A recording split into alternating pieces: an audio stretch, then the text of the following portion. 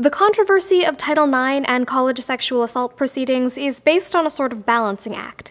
Colleges and universities need to support and protect survivors of assault, but not to the point where it infringes on due process. A possible move from the Department of Education could change what this looks like.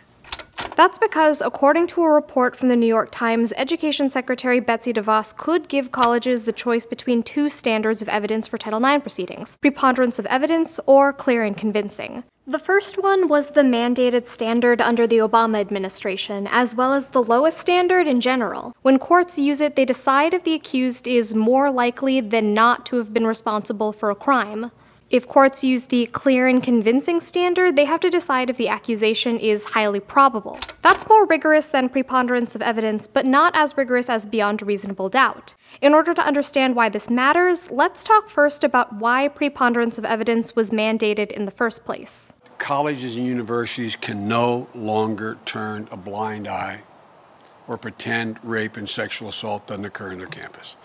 We need to provide survivors with more support, and we need to bring perpetrators to justice. When the Obama administration worked on Title IX and campus sexual assault reform, its focus was on supporting survivors and holding colleges and universities accountable for assault. That federal effort was pushed forth years prior with the 2011 Dear Colleague letter from the Department of Education's Office for Civil Rights. The letter guided schools on their obligation to address sexual violence, and it specifically stated that preponderance of evidence was needed in order to be consistent with other civil rights proceedings. In higher education, this standard of evidence arguably makes sense. Colleges and universities use their own discretion to choose which students to accept and establish the rules those students have to follow when they arrive on campus. Because of that, college disciplinary proceedings and punishments are completely different from civil or criminal ones. More specifically, a college proceeding could end with a responsible party having to change their residence or class schedule or leave the campus entirely.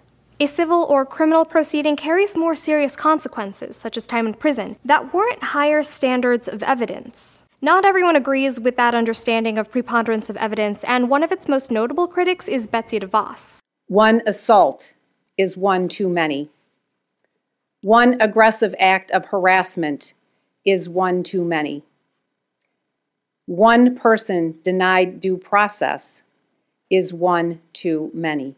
When DeVos took the helm of the Education Department, she rescinded the 2011 Dear Colleague letter and specifically criticized its recommendation of preponderance of evidence as federal overreach. Since 2015, faculty members from law schools such as Harvard argued the same thing. 16 faculty members from the University of Pennsylvania's law school said in an open letter, "We believe that OCR's approach exerts improper pressure upon universities to adopt procedures that do not afford fundamental fairness." In 2017, the American College of Trial Lawyers recommended using the clear and convincing standard of evidence. A spokeswoman told the New York Times the Ed Department was still deliberating on whether to make the change, but if it goes through, it could have an immediate impact on the hundreds of cases still open or yet to be reported.